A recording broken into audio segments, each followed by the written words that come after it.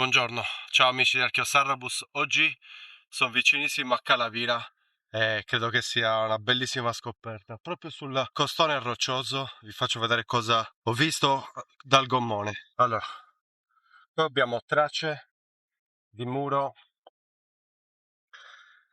di una forma rotonda, dopodiché dal mare si vede anche meglio, ma guardate questo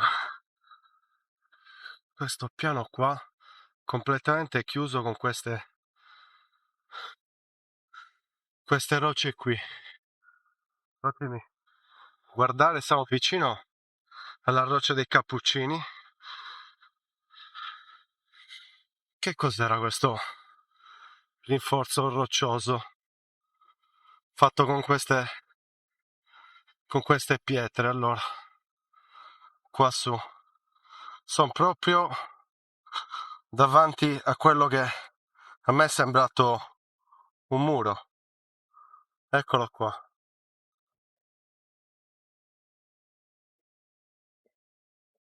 Era un rinforzo di questa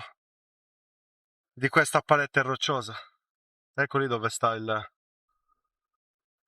gommone. Quella è Calavira.